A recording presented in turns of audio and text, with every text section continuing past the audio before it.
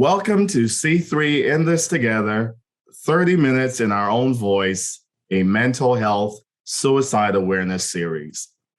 In honor of September being Suicide Awareness Month, we will hear from someone who's helping others cope, manage, and navigate mental health and suicide. My hope through this series is that together we will be the generation that ends the silence, the shame, and the stigma of mental health and suicide. Today, I'm so honored. Our guest is Tawanda Scales. Tawanda is a licensed marriage and family therapist, a certified life coach, and listen, my friends, she is one of the leading, and hear me, one of the leading suicide prevention advocates and trainers in the state of Georgia. So this lady is in demand. She is the expert, and I'm just so honored that we get to have her with us today. So welcome, Ms. Tawanda. It is good to have you with us. Well, thank you so much. That is a glowing introduction. Oh my goodness. I hope I can live up to all of that. So this is great. And thank you for thinking about me, especially in this arena. This is so important to me. I'm so passionate about this subject. So I appreciate you thinking about me after all of this time. It's been a long time since we worked together. It is. Thank you. And we got to get back to doing this, right? Once all of this is over, we'll reconnect. But listen, again, we're so honored to have you. Tell us a little bit more about yourself, if you'd like, and then we could jump right into our question. Wonderful. Well, like you said, I am Tawanda Scales. I am a licensed marriage and family therapist. I am a certified QPR trainer, and I love what I do. I am passionate about life. I'm passionate about people staying here and working our way through whatever it is that we're going through. And so I just love talking to people about staying alive. I love suicide work. And I know it sounds a little weird when I tell people this, like, I love working. I love suicide work. And people look at me strange, but it is really a passion for me about watching people win. And that's what it's all about. And so, yes, I absolutely love what I do. I see clients in private practice. I work with adolescents as young as 6 years old who are thinking about ending their lives. And so this subject, this topic, it's not taboo. It's something we have to talk about. And I love talking about it. And so this is so, so important to me. I'm so glad that I'm here. So let's get to these questions. I love what you said, Ms. Tawanda. You said two things that really resonated with me. Of course, your passion, which is what drew me to you in our work together, is just your heart that you have. So you talked about passion, and I love what you said, helping people to stay and win. And my friends, that's what our hope is through this, series that we're doing. We want people to stay. We want people to stay alive. We want people to fulfill their destinies. We want you to live, and we want you to win. Man, I love that. But yeah, let's jump right in. You mentioned just a little bit about the work that you do, but tell us a little bit more about your work surrounding suicide. So wonderful. I actually came to this work in 2012 after losing a family member to suicide myself.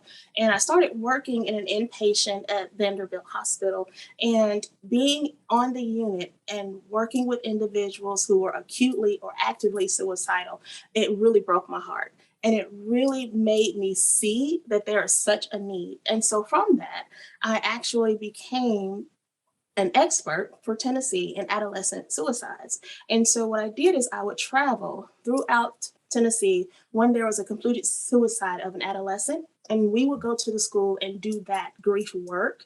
And so after I saw it was so many suicides and we were traveling, we would literally be in a city for like 3 or 4 days. And then we got a call. There was another school that we need to go to really help the administration understand what to do and what not to do following a suicide. Then I saw how big the work was. So from that, I became a certified QPR trainer. And I tell everyone who goes through my trainings, I promise you, it's the most fun you'll ever have talking about suicide. It is so much fun. And what my goal is to help people understand that the more we talk about it, the more we normalize this conversation, the easier it is to have conversation. And so it's not a bad word. It's not taboo. I mean, there's so many times that we have to have tough conversations. Mhm. And what better way to have a tough conversation to be trained in how and when to have the conversation? And Wow. so that has been the bulk of my work. Like I said, I do work in private practice. And so a lot of I call them family Mhm. because I think that people need that connection, right? We're Mhm. in relationship. So you're more than just a client. You're more than just a patient. We're family because Yeah. when you come into therapy, and my motto for my practice is that therapy should be like talking to a good friend over a great cup of coffee. Wow. So when you come in for treatment, these are some of your deepest, hardest secrets to share. Mhm. So if we're opening up, we're not just friends anymore. The things that you have to share for us to get to the root of what's going on, we're family. So when I work with my families, I make sure that they understand that, you know what, I'm going to ask you this at the end of every session, and it's okay. And in everything that we do, we keep things as light as possible. Yes. We touch some touchy subjects, and then we back off of them, and we'll have some more fun. And so my goal again is, yes, we want to erase the stigma.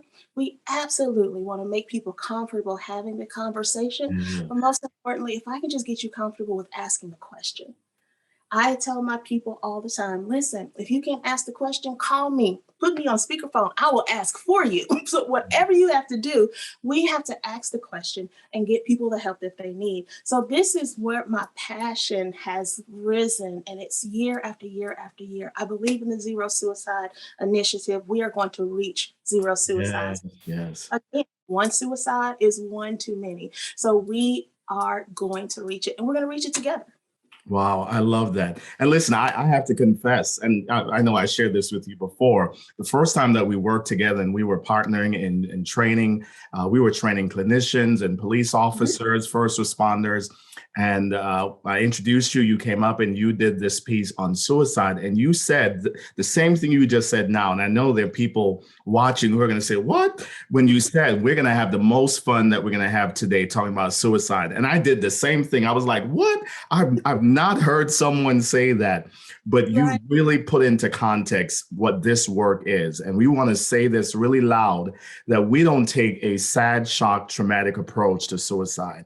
And I want to say it again. It's important in this work and in the conversation. And this is what Ms. Tawanda brings to the field and she's bringing to our series, that we do not take a sad, shock, traumatic approach, but we take a strength-based approach. We take an approach that will make people feel comfortable in wanting to share with us their hearts. So I absolutely love that. And I love your piece about the clients that you work with. And I feel the same as a clinician, that we are serving our family members, right? So, man, this is good stuff. That's why I had to have you here. Love it. You're absolutely amazing. So, yeah, let's go to the next question, which is, what would you say to someone or a loved one who may have been impacted by suicide, maybe even a survivor, or maybe there's someone that is watching or will listen to this who may be having suicidal ideations? What would you say to them, Ms. Tawanda? So that is a very big question, Yeah. and definitely the approach is a little bit different for each one. So for those of us who have been impacted, say a family member, and even a survivor, you've lost a close family member or friend to suicide. What I say is feel every feeling. Wow. Everything that bubbles up, feel it, embrace it. If you are angry, trust it. If you are sad, accept it. If you are hurting, reveal that. Now, understand this, that every feeling is simply an indication. An emotion is an indication that we touched something, there was a trigger there. So after you embrace that feeling, go talk to somebody about it. Mm. Go talk to someone about it and keep talking to someone about it until that thing becomes to you a part of your story. And you can tell that story because you survived and you are surviving and you reach back and you help someone else survive. Impacted by suicide, you are not alone.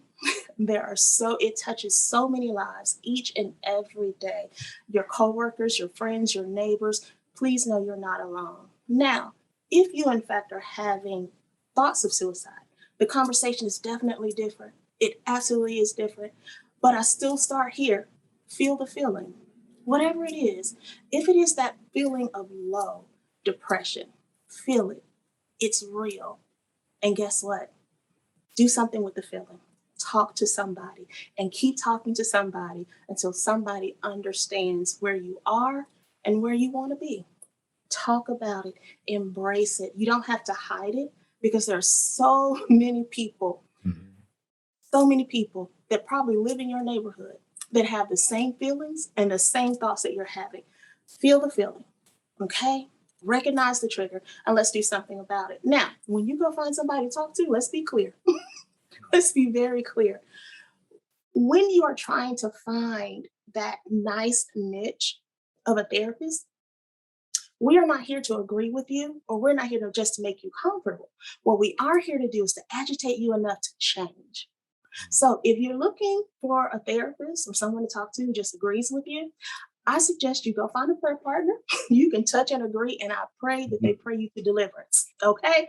But if you really, really, really feel like this is something that I'm not comfortable with, absolutely talk to somebody and work with someone who will push you to change, who will pull you to change, who will Yes. stretch you to change. Because at the end of the day, if today is absolutely the worst day of your life, tomorrow by definition has to be better. Let's get to it, right? Let's see what tomorrow brings and let's do something in tomorrow that will change how we felt today. So that's typically how I like to approach just the different levels of Yeah. suicidality because it is so much and it's so rich. So my message is always just like in QPR, I'm going to refer you somewhere. After I can persuade you to stay on this earth, I am going to put you in touch with somebody that can help you, that can pull Yes. you, that can push you, everybody around you. Because I guarantee you, oftentimes when family members and friends don't know what to say, if you keep talking, you will find someone who knows Wow. and exactly what you're feeling, and they want to help. Wow. Thank you so much. And then let me say for those who are listening, someone might say, well, I'm not a therapist or I'm not a clinician. Listen, you don't have to be a therapist to be therapeutic, or you don't have to be a clinician to care. Just being that safe place where someone can go is what we're asking you to be. And then you can refer them to others who are more qualified. But again, be that safe place, particularly parents.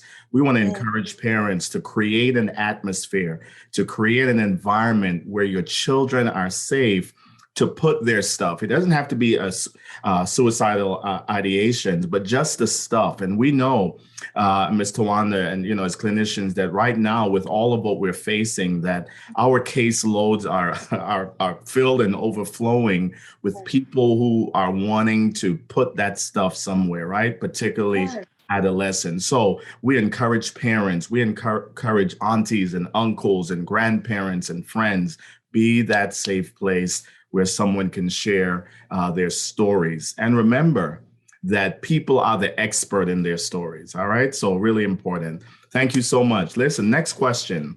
What do you want people to know about managing our mental health? A lot is being said about mental health right now. What do you have to say to us about taking care of ourselves? You know what? First and foremost, you have to manage your mental health. I have to manage my mental health, and it's intentional. It must be intentional. Unfortunately, we are not taught this. Mhm. It's not a skill that is just given to us. Oftentimes, it is something that you have to seek out. And for people to understand that mental health is more than just a diagnosis, right? Because a part of mental health is self care. So Yeah. we have people now that are like myself, working from home and never leave our homes until the grocery store or until the kids have to go to school. So you're stuck in this confined space. Some people have turned their bedrooms into office space. And so the whole idea of having self care is putting you first, giving yourself permission to take care of self before you start giving and pouring yourself out to other people. So, one of the things I always love to talk about is if you're familiar with the Franklin Covey time management system, one of the things that they talk about is there are four different quadrants of your life, and they all intersect into what things are urgent and what things are important. And so one of the things that I learned through that system is that every day you should incorporate something that's not urgent and not important Wow. in your day. Because what do? We're always in crisis all day long. We have a schedule. I have to get all of these things done. All of these things have a deadline. And then we find ourselves running on empty. And then we don't understand, why am I feeling tired? Why am I feeling sick all the time? Every time I turn around, I have a cold, my allergies, my body aches, blood pressure. I have all these things that are going on. And it's because I'm not taking the time to pour into self. I'm not taking the time to take care of myself. Wow. So, one of the things that I try to get people to understand about mental health is be intentional about taking care of yourself. You have to do it on purpose. Right. Some feel guilty about it, not myself, but some people really feel guilty about taking care of themselves. And I'm like, no, no, no, no, no, no. You have to feel not just entitled, but you have earned it because you only have one life to live and one life to give. So you might as well make it worth it. Enjoy the journey, whatever it takes, enjoy the journey. Because if you get to, what is it? We retire now at 66 and a half, and you cannot enjoy retirement, but you've Mhm. worked so hard. It's Wow. such a way. It's such a disservice to self. And if you miss all of the moments along the journey because you spent so much time trying to take care of the kids and then you forgot that you had this person that you were married to over here, Wow. and the Wow. kids grow up and you find out we don't even like each other that much. Wow. So, Oh, um, mercy. yes. So now I'm an empty nester and I'm getting divorced. What is that like? Right. It's because you were not intentional along the way about taking care of self, investing in relationships. I do believe in a good staycation. Sometimes you just need to lay in bed and watch TV. And Wow. it's okay. Give yourself permission to shut Yeah. down. Your body will do it for you and your brain will do it for you. Don't let them interfere, right? Wow. Choose to do so. Choose to do so. I work with a lot of couples, and COVID has been difficult for couples, Yes. right? Because now we're stuck in the house together and there's no escape. There's No absolutely no escape. exit. What am I supposed to do? Because now I find out that the person that I fell in love with, I don't really like. Wow. Wow. It used to be cute that he would chew his mouth open a little bit. Now it's annoying and I want to choke him because he won't close his mouth. So we found out all these things because we're stuck and we are constantly in each other's presence. So what happens? So this is an opportunity for us to do what? Let's meet each other again. We still Yeah. date while we're in COVID. If Yeah. that means we're sitting out on the deck and having dinner on a blanket, we're still Yeah. dating.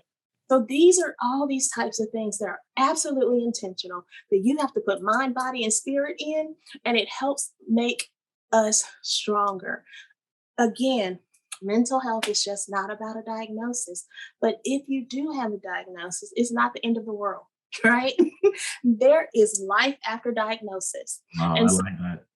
so again, go and be intentional. Be intentional about taking your medication if you have a prescription. Be intentional about seeing your therapist. Be intentional about joining groups and being around people who understand how your brain works, right? How your mind works and conceives things. And peer support is a fabulous thing, Yes. Yes. absolutely phenomenal for you to link up with someone who has lived the road that you are traveling and they can help come alongside you and pull you forward. It is absolutely something with having lived experience, being able to come back and help somebody. It's a phenomenal connection. It's Yes. a phenomenal resource. And it means I don't have to be ashamed to say I have a diagnosis. But guess what? I'm still successful. That's I right. do everything that I need to do. I still take care of myself. I still tend to my family. I am still empowered, even in my diagnosis. Despite my diagnosis, I'm moving forward, right? And so these are the things that I try to push all over the place.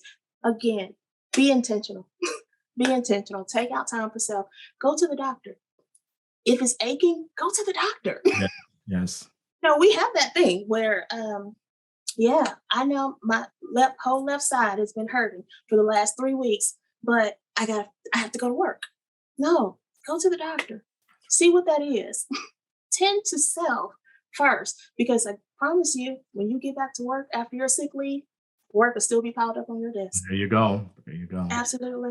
And if you pass away, God forbid, while you're doing that job will be posted in That's right. less than 36 hours. Hmm. Someone will be in that seat in less than 2 weeks. And Right. you've given your life and you've given your all. And guess what? The show will go on. So you might as well pause the show to take care of self. My mom used to always tell me, she said, one monkey don't stop the show, and two don't slow it down. So listen, whatever you need to do to take care of you, put yourself first. You deserve it. Wow, I love that. Put yourself first, you deserve it, and give Yes. yourself permission. And I want to just echo that, right? Give yourself permission to take care of you, right? Absolutely important. Well, as we begin to wrap up, is there anything else you want people to know about suicide awareness? Ms. Tawanda, anything else you would share with us? I think we've covered quite a bit in such a short time, but anything else you feel like people need to know about this?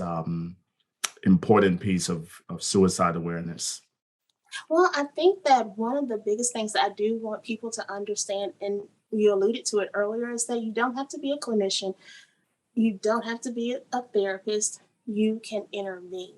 You Wow. can absolutely save someone, help someone stay here. Yeah. So if you do have a hard time talking about suicide or can't even conceive having the asking the suicide question, look for a QPR training, which is that question, persuade, refer. Look Mhm. for training. There are so many trainings out there. If you just Google suicide prevention or suicide awareness, go to the SAMHSA website, go to NAMI's website, find some training, because whether you believe it or not, someone in your life is either suicide or will be affected by suicide. Wow. So get the training, learn how to have the conversation, know how to get in touch with the Lifeline. It is a Yeah. lifesaver.